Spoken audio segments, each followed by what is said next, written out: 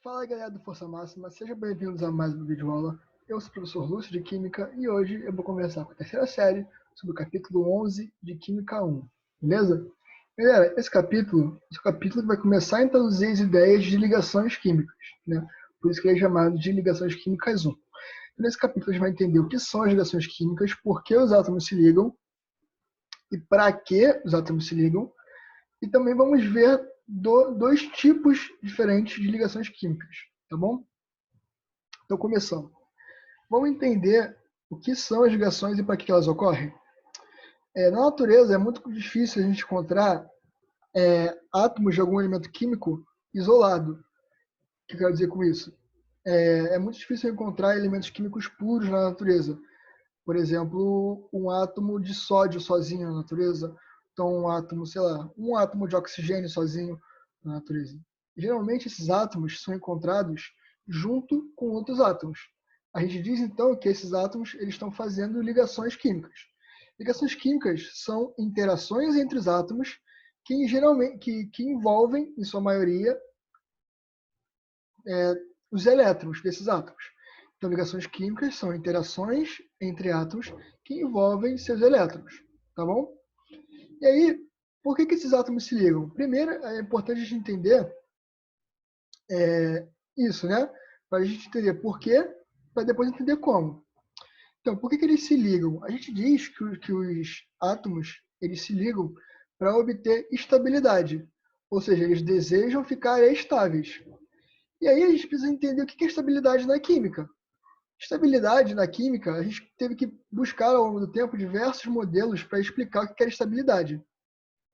E o principal desses modelos é o que a gente chama de teoria eletrônica de valência de Lewis, ou então de regra do octeto, tá bom? Regra do octeto.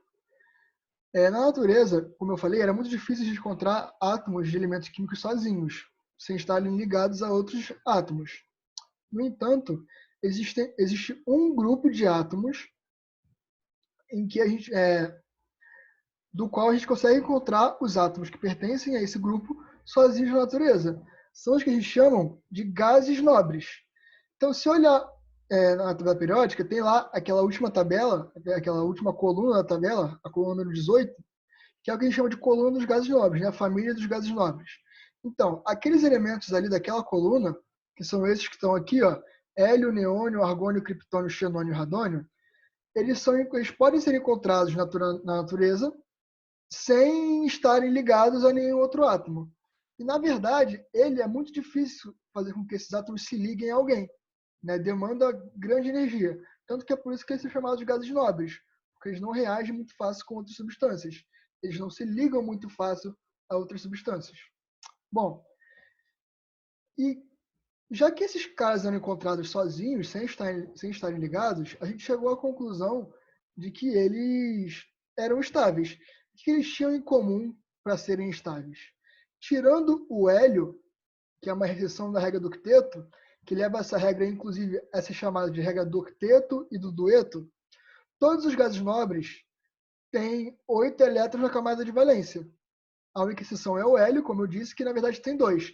Então, se vocês olharem aqui, ó, na última camada de cada um desses gases nobres, todos eles, com exceção do hélio, têm 8 elétrons. Só o hélio que tem 2.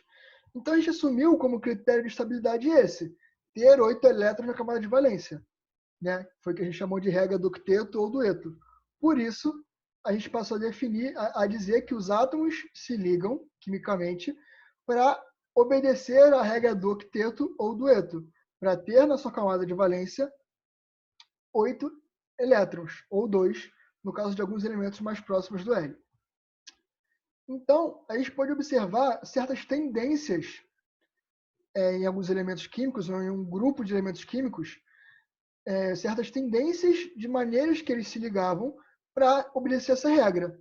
No geralzão, a gente observou que metais tendem a doar elétrons, tendem a perder elétrons, e por isso a ficar positivos, e que os não metais ou ametais tendem a receber elétrons. Perfeito? Eles tendem a receber elétrons.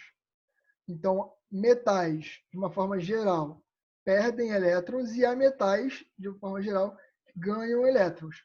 Então, metais ficam positivos, geralmente, e ametais ficam negativos. O hidrogênio, nesse caso, ele se comporta como um não metal, né? Ele tende a receber elétrons. Perfeito? Então tá, agora que a gente entendeu essas tendências, essas origens, essas motivações, esses conceitos iniciais dessas tendências, vamos dar uma olhada nos tipos de ligação química. O primeiro deles, né, a primeira interação interatômica que a gente vai estudar é a ligação iônica. Ligação iônica é aquela ligação que envolve a formação de íons. Então, no processo de ligação, vai ter algum momento em que eu vou formar íons, ou seja, em que um átomo vai perder elétrons e o outro vai receber elétrons, né? A gente diz que a ligação iônica envolve uma transferência real de elétrons, né? Um perde para que o outro possa receber, né? Eles transferem os elétrons. E essa ligação ela ocorre entre metal e ametal ou metal e hidrogênio. Lembrando, metais perdem elétrons. Ametais e hidrogênio tendem a receber elétrons. Logo, o metal vai dar elétrons para o ametal ou vai dar elétrons para o hidrogênio. Beleza? Vamos entender aqui como que isso acontece? Eu tenho aqui um exemplo de dois metais, tá vendo? Eu tenho aqui o exemplo de dois metais. Aliás, tem o exemplo de dois elementos, perdão. Um deles é um metal, que é o sódio, né? Aqui o sódio. E o outro é um ametal, que é o cloro. Então, eu tenho ali sódio e cloro. Beleza? Vamos olhar a distribuição eletrônica do sódio, para ver como vai ficar. Quando eu distribuo os elétrons do sódio, eu encontro isso daqui, né? Um S2, 2S2, 2P6, 3S1. Tá vendo? Eu encontro isso daqui. Repara numa coisa. Eu falei para vocês que ele é um metal, não é isso? Dá uma olhada na camada de valência dele, que é a 3S1. Ele tem quantos elétrons na camada de valência? Tem só um elétron, de 3S1. Então, a gente estudou que eles querem ter 8. Como que esse cara pode ter 8? Bom, ele pode receber 7 elétrons, mas ele é um metal, ele não quer receber, ele quer perder. Ou então, ele pode perder esse elétron aqui, né, do 3S1. Porque ele perdendo esse elétron, a camada de valência dele se torna essa daqui. 2S2, 2P6. E essa camada, ela tem 8 elétrons. 8 elétrons. Beleza? Portanto, o sódio, ele quer perder esse elétron da camada de valência dele. Tá bom, então a gente conseguiu identificar isso. Agora vamos para o cloro. Fazendo a distribuição eletrônica do cloro, a gente encontra isso daqui. 1S2, 2S2, 2P6, 3S2, 3P5. A camada de valência dele também é a camada 3. Aqui, ó, 3S2, 3P5. Mas no caso do cloro, ele tem ali quantos elétrons? Ele tem aqui 7 elétrons. 7 elétrons na camada de valência dele. Né? Aqui a gente estudou a regra do octeto, então isso quer dizer que ele quer chegar a 8 elétrons. Vai acontecer o seguinte. Se ele receber um elétron, mais um elétron, ele vai ficar com 8 elétrons na camada de valência, né? E a gente estudou que ele é um metal, então ele quer receber esse elétron. Ele poderia também perder esses 7 elétrons, só que, né, como ele é um ametal, ele não quer perder, ele quer receber. Então, dessa maneira, o mais provável é que ele receba esse elétron para ficar com 8 elétrons na camada de valência e para chegar na estabilidade, obedecendo a regra do octeto. Então, o que vai acontecer é o seguinte. Eu posso representar aqui, ó, eu desenhei aqui, na nossa postura desenhada aqui, o sódio com uma bolinha representando o elétron da camada de valência dele. Beleza? E eu desenhei também o cloro com 7 bolinhas representando os 7 elétrons na camada de valência dele. Então, o que acontece é o seguinte. Acontece que esse elétron ali do sódio, o sódio vai transferir esse elétron dele para o cloro. Assim, o sódio está perdendo o elétron que ele queria perder e o cloro está recebendo o elétron que ele queria receber. Dessa maneira, o sódio, quando perdeu um elétron, ficou com carga mais um, porque ele perdeu um elétron, virou um cátion, né? E o cloro, ele recebeu um elétron. Se ele recebeu um elétron, ele fica com carga menos um, ou seja, ele virou um ânion, né? Os dois viraram íons, o sódio um íon positivo e o cloro um íon negativo. A gente não falou que a ligação iônica ia formar íons? Então, é isso que a gente está vendo, né? Só que como tem ali um íon positivo e um negativo, a gente já estudou que os opostos se atraem. Vai acontecer o seguinte, esse sódio e esse cloro, eles vão atrair um ao outro. Dessa maneira, atraindo um ao outro, eles vão se ligar, vão se juntar e vão formar o que a gente chama de composto iônico. Então, tinha um sódio positivo, um cloro negativo. Eles vão se atrair e vão se juntar, formando assim um composto iônico que tem uma fórmula. Qual é a fórmula desse composto iônico? NaCl. Porque cada átomo de sódio está junto com um outro átomo de cloro. E esse composto iônico, ele forma esse tipo de estrutura aqui, ó. Ele forma esse tipo de estrutura aqui. Bolinhas vermelhas são os átomos de sódio e bolinhas azuis são os átomos de cloro. Então, repara que como eu tenho vários átomos de sódio e vários átomos de cloro no mesmo ambiente, ocorre a formação desses agregados aqui de íons, né? Ocorre a formação desses agregados de íons. Então, é assim que se dá, assim que é a estrutura de um composto iônico. São vários átomos grudados uns aos outros pelo que a gente chama de atração eletrostática, que é essa atração resultante da diferença de cargas entre o sódio e o cloro, entre os cátions e os ânions. Além disso, vamos estudar algumas propriedades aqui desses caras, tá bom? Tá bem aqui nesse tópico aqui. Algumas características físicas desses compostos iônicos. Os compostos iônicos, eles geralmente apresentam ponto de fusão e ponto de ebulição bem altos, porque essa atração entre esses átomos ela é muito forte. Então é muito difícil eu separar eles para passar isso para o estado líquido. É muito difícil. Logo, eles geralmente são sólidos na temperatura ambiente, tal como o sal de cozinha da sua casa, que é um composto iônico. Então eles são sólidos, cristalinos, e eles apresentam altos pontos de fusão e altos pontos de ebulição. Dessa maneira, a gente pode também chegar a uma conclusão de outras propriedades. Por exemplo, como eles estão juntos ali, cargas positivas e negativas, eles são eletricamente neutros quando estão juntos. Mas quando eu coloco um composto iônico na água, a água tem uma propriedade de separar esses íons. Então, quando eles estão juntos, eles são neutros, logo eles são maus condutores de eletricidade. Mas quando eles estão em solução aquosa, eles conduzem muito bem a eletricidade. Em solução aquosa, ou então quando eles estão fundidos, porque fundidos, as cargas estão separadas.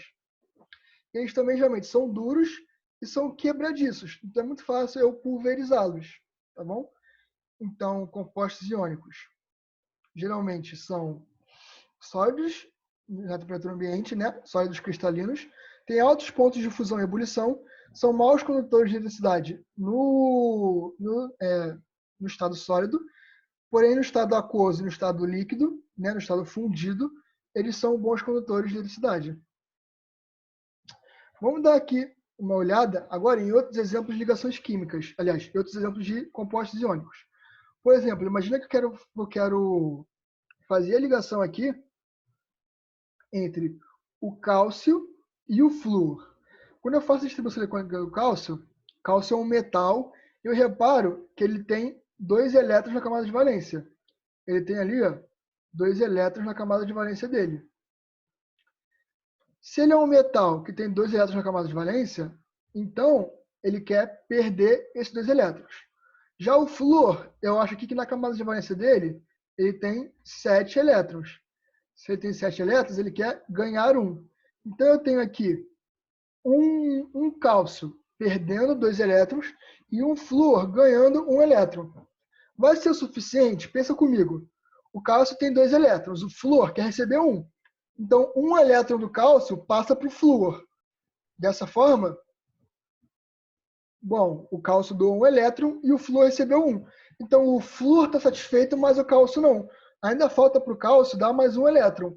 Dessa maneira, eu preciso que venha um outro flúor receber esse outro elétron do cálcio. Então, a fórmula do meu composto iônico, nesse caso, vai ser o seguinte, vai ser 1 cálcio e 2 flúores. CaF2. CaF2.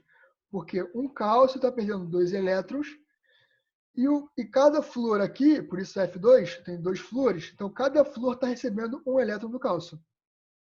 Outra maneira é a gente fazer o seguinte, é o que a gente chama de cruzar cargas. Dá uma olhada aqui comigo. É o que a gente chama de cruzar cargas. O cálcio quer perder 2 elétrons, então ele vai ficar com carga mais 2. Então eu coloco aqui o cálcio com a carga dele mais 2. Eu escrevo isso, cálcio mais 2. Já o flúor, ele quer ganhar um elétron. Quando ele ganhar um elétron, a carga dele fica F-1. Né? Então eu escrevo esse flúor menos 1 do lado do cálcio. Então eu chego nisso daqui, cálcio mais 2, flúor menos 1. Eu vou fazer o seguinte, deixa eu dar um zoom aqui rapidinho, para ficar mais fácil da gente enxergar aquilo ali. Espera aí, fica mais fácil da gente enxergar aquilo ali. Ó, vai acontecer o seguinte. O cálcio, ele tem aqui carga mais 2, né? Eu vou pegar essa carga mais 2 do cálcio, eu vou tirar o sinal dela e eu vou colocar ela como sendo a quantidade de flúores, ou seja, eu vou descer ela. Eu vou fazer a mesma coisa ali para o menos 1 do flúor. Eu vou pegar a carga menos 1 do flúor, aqui, ó, pegar a carga menos 1 do flúor, vou ignorar o sinal dela e vou colocar ela para baixo, como se fosse a quantidade do cálcio. Então, eu estou cruzando cargas, tá vendo que eu estou cruzando as cargas? Uma está vindo para cá e outra para lá. E então, eu chego na mesma fórmula de composto que a gente montou anteriormente. Eu chego na mesma fórmula de composto que a gente montou anteriormente, aqui, ó, CaF2. Vamos tentar fazer um outro exemplo direto dessa forma. Tentar fazer um outro exemplo direto dessa forma, tá bom? Vamos lá. Agora para o potássio e para o enxofre. Vou distribuir os elétrons do potássio. Deixei isso daqui. 1s2, 2s2, 2p6, 3s2, 3p6, 4s1. A camada de valência deles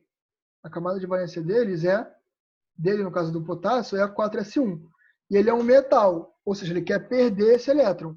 Se ele quer perder esse elétron, a carga dele vai passar a ser o quê? Vai passar a ser mais 1.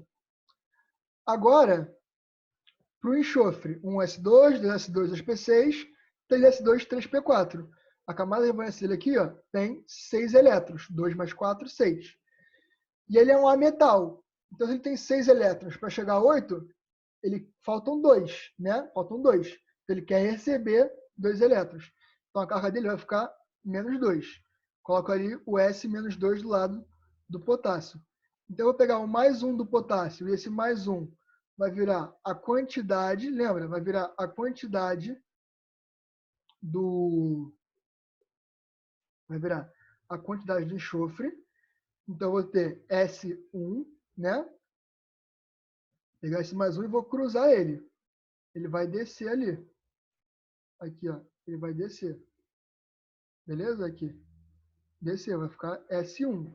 E o menos 2 do enxofre também vai descer, mas para o K, para ser a quantidade de potássio. Então, eu vou pegar esse cara aqui, ó, e eu vou cruzar ele aqui para virar a quantidade de potássio. Logo, a minha fórmula é K2S1. Esse aqui é o meu composto iônico. Aquele ali é o meu composto iônico, K2S1. É a conclusão que eu cheguei com o meu composto iônico. Tá bom? Além disso, pessoal, tem uma terceira forma de fazer esse tipo de fórmula, montar a fórmula do composto iônico, que é a seguinte. Eu vou olhar na tabela periódica.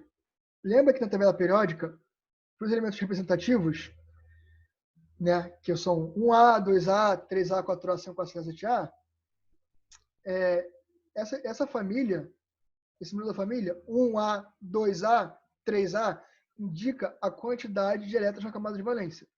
Onde eu quero chegar com isso? Por exemplo, aqui, se você for na tabela periódica e olhar para o alumínio, você vai achar lá que o alumínio ele é da família 3A. Se ele é da família 3A, isso quer dizer que ele tem 3 elétrons na camada de valência. Vou fazer a mesma coisa para o oxigênio. O oxigênio, ele é um elemento da família 6A, ou ainda do grupo 16. Se ele é da família 6A, ou então do grupo 16, o que isso quer dizer para a gente? Quer dizer o seguinte, quer dizer que o oxigênio é da família 6A, então ele tem 6 elétrons na camada de valência. Beleza? 6 elétrons na camada de valência, tá bom? Bom, o alumínio, ele é um metal, não é um metal? Se ele é um metal, ele quer perder os elétrons da camada de valência, ou seja, ele quer perder 3 elétrons. Logo, a carga dele vai ser igual a mais 3. Mais 3. Então, eu escrevo o alumínio mais 3. Agora, o oxigênio, ele é da família 6A, tem 6 elétrons. Ele é um ametal. Isso quer dizer que ele quer ganhar 2 elétrons. Aqui, ó, tem 6 elétrons, ou seja, ele quer ganhar 2 elétrons para chegar a 8, porque ele é um ametal. Então, a carga dele vai ser menos 2. Então, eu escrevi aqui, ó, oxigênio menos 2. Agora, de novo, eu só vou cruzar as cargas, né? Vai ficar Al2, O3. E essa é a fórmula do nosso composto iônico. Beleza, galera? Bom, vamos continuar aqui. Deixa eu tirar o zoom, já que a gente já acabou. E vamos dar uma olhada agora na ligação metálica, que é o próximo e último tópico desse módulo. A ligação metálica é a ligação que vai acontecer entre dois átomos de metais, 2 ou mais átomos de metais. A gente estudou que os metais, eles querem transferir elétrons, né? Eles querem dar elétrons. Então, como que 2 metais podem se juntar? É simples. Um metal vai ficar jogando elétron para o outro desesperadamente. Então, aqui ó, tem essa ilustração que mostra bem isso. Esse metal aqui, isso aqui é um núcleo do metal. Esse átomo de metal vai jogar para um outro. E aí esse outro também não quer ter elétron. Ele vai jogar para um terceiro. Esse terceiro também não quer ter elétron, então vai jogar para um quarto. E aí eles ficam jogando os elétrons uns para os outros, né? Esse fenômeno a gente chama de mar de elétrons. Por que mar de elétrons? Porque os elétrons ficam para lá e para cá, que nem onda, né? Eles ficam indo para lá e para cá. E além disso, ao redor do meu metal, então, na estrutura do metal, isso faz com que eu tenha muitos elétrons livres, né? Nesse mar de elétrons. Eu tenho muitos elétrons livres, tá bom? Então, mar de elétrons é o nome desse fenômeno onde os átomos ficam jogando elétrons uns para os outros, né? Os átomos metálicos, dentro de uma ligação metálica. E isso faz com que eu tenha muitos elétrons livres na minha estrutura. Tenho muitos elétrons livres na minha substância ali. Isso gera uma série de propriedades interessantes do metal, das substâncias metálicas. Por exemplo, elas costumam ser muito brilhantes. Segundo, elas conseguem facilmente conduzir corrente no estado sólido. Beleza? É por isso que a gente faz fio de cobre, por exemplo. Cobre é um metal. Então eu faço fio de cobre porque o cobre é um metal. Ele tem muita facilidade em transferir corrente elétrica, em passar corrente elétrica. Segundo, eles têm altos pontos de fusão e ebulição. Né? Geralmente, para derreter um metal, a gente precisa de temperaturas muito altas. Terceiro e quarto, né, que são propriedades ligadas umas às outras, eles têm grande maleabilidade e ductibilidade. Ou seja, eles podem facilmente formar chapas, lâminas e fios. Então, eu pego um metal e derreto ele, eu consigo facilmente moldar ele no formato de chapas, de lâminas ou de fios. Isso a gente chama de maleabilidade e ductibilidade. Tá bom? Então, metais têm brilho, né, são geralmente brilhantes. Eles apresentam alta condutividade térmica e elétrica, conduzem muito fácil calor e eletricidade. Eles têm alto ponto de fusão e ebulição. E eles têm grande ductibilidade e maleabilidade. Beleza? Geralmente, quando a gente tem um corpo, um objeto, na verdade, quando a gente tem um corpo mesmo, formado de um único metal, por exemplo, uma pedra aqui de ferro, a gente fala que a gente tem uma peça metálica, porque eu só tenho átomos de ferro. Agora, existem também o que a gente chama de ligas metálicas. que é quando a gente mistura diversos metais juntos. Então, eu posso misturar, por exemplo, sei lá, estanho e alumínio, por exemplo, sei lá, é uma liga metálica. Eu posso misturar cobre e, e próprio estanho, não sei. Então, isso são ligas metálicas. Exemplos de ligas metálicas, a gente tem o latão, a gente tem o próprio bronze, que também é uma liga metálica, beleza? Então é isso. Nesse capítulo a gente aprendeu por que os átomos se ligam, de onde vêm as ligações químicas, qual é o objetivo. A gente aprendeu 2 tipos de ligação química também, né? E aprendeu a montar a fórmula de compostos iônicos e entendeu mais um pouquinho, entendeu como que os metais interagem entre si para formar as ligas metálicas e as peças metálicas, tá bom? Bom, galera, por hoje é só. Espero que vocês tenham gostado e entendido. Não perca nossa aula ao vivo, onde a gente vai tirar dúvidas e resolver as questões. Espero que vocês estejam bem.